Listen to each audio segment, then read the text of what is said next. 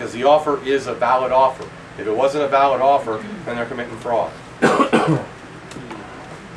Which is it? Are you committing fraud, or is it a valid offer? Are you demanding that I reach in my pocket and get these green pieces of paper out to get you guys paid? Because I don't think that's what you're demanding, is it? You're not demanding that I go enter into a private agreement with a private Federal Reserve bank in order to get their little green pieces of paper so I can pay you guys. That's not what you're saying, is it? No, I didn't think so. That's why that woman ran away screaming. Well, because you cannot use promissory notes to pay debt. 31 CFR 5118 D2 states that the requirement for repayment in specific legal tender is no longer required as of October 27, 1977. 31 CFR. So what do you think? Here, here's my note. Go ahead. Here's some grass clippings. Yeah. Here's 4 pounds of coffee. Yeah.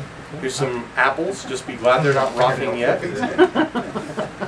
What was it called? What's the subsection?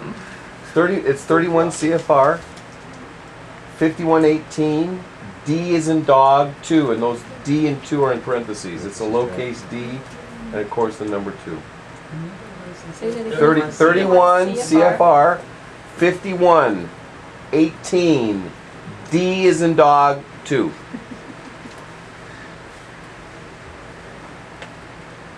Well, this has just got a couple more minutes left on it. It's 12:30. So if you guys want, we can go till this is done and get this one started, and then we can go to lunch. That's all right with everybody. Any questions on what we've gone over so far? When we come back from lunch, I'm going to finish up on the deed of trust and the note and the agreement that's been done, and then go into the remedy that I've discovered and how we're operating that. I have a question. Yes, sir. At the close of escrow, when they issue the HUD 101 statement, they're saying that that's the receipt. In actuality, that's just an evidence of the transaction when HUD really wasn't even involved in the transaction. My question is this.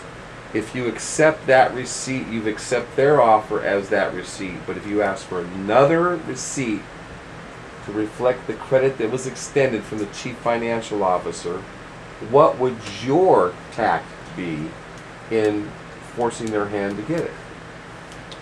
Put it on the borrower's instructions. Okay. Everybody familiar with borrower's instructions? No.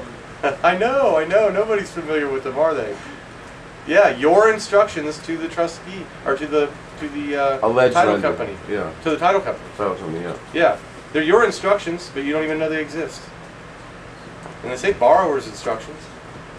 And there's a set that says lender's instructions. Mm-hmm. So it's really a beautiful thing, city sense, in the way they've got it all put together. Now, basically, we've got a transaction that's happening. There's no issuance of a 1099-A on the first leg, okay, showing an acquisition of secured property. Okay, the secured property being the note by the bank. Okay. So now this is a public and a private contract. What is your feeling about issuing a 1099-A for the private side and issuing a 1099-A for the public side? Two different 1099s? Tamir. I would only do that, I think, if I did an administrative procedure first and verified that they hadn't already done so. Give them proposed copies to. Well, the banks never filed any 1099-As upon the close of escrow, or anywhere in the 90-day time frame. The only problem I see with what you're saying, I understand where you're going with that, but the only problem I see with what you're saying is the GED dropout that's open in the letter at the IRS. Mm-hmm.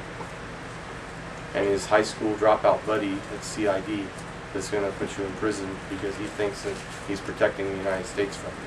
That's the only problem I see. Other than that, I think you're absolutely right. Well, if the A's were routed from a 1099-B, which is basically a reflection of the transaction that happened when you put your name in the application. Right, I know. That'd be an obvious step. I know it would be to you and me, but we think with both sides of our brain. They don't. No. Yes, sir. Excuse my conditioning, but if a seller makes an offer to you to sell his house to you for $500 and you accept his offer, what is he getting? He's getting the acceptance. He's getting the negotiable instrument back. negotiated and endorsed right back over to him In good faith. In the form in good of- faith. The negotiable instrument. Do you not know what a negotiable instrument is? A negotiable instrument has 4 elements. Think about any piece of paper that you've come across in your life and see if they have these 4 elements on it. A creditor, a debtor, an amount due, and a date. Or maturity. Check. And if it doesn't have a date on it, then the presumption is it's payable today.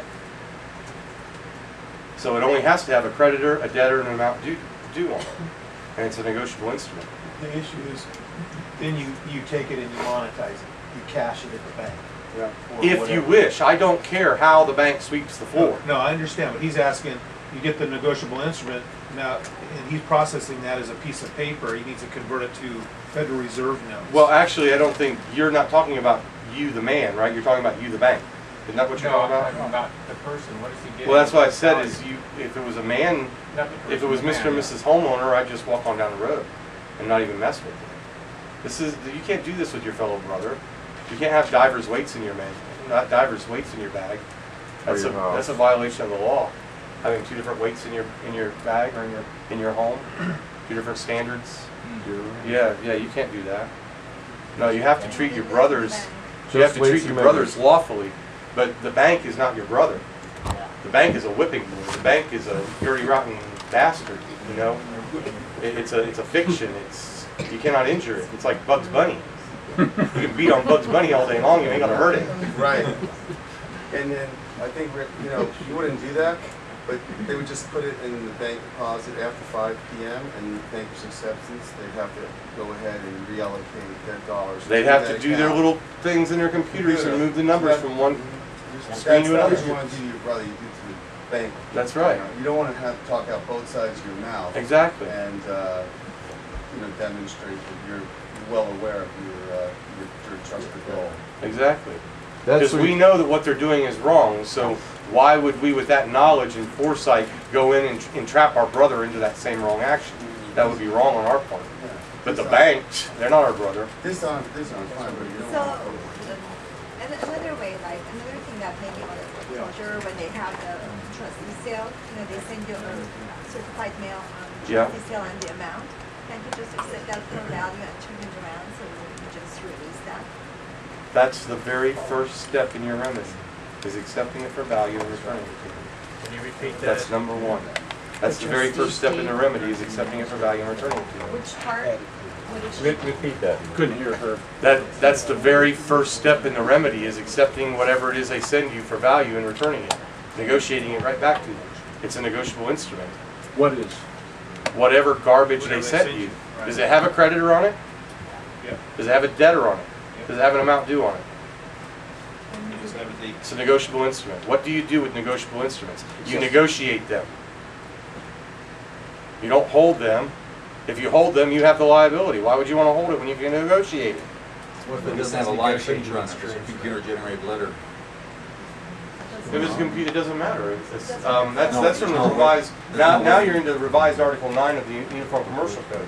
Revised Article 9 of the Uniform Commercial Code tells us that the very fact that a piece of paper exists means it's authorized to exist, and a signature, an actual wedding signature, is no longer required because signature just means authorization.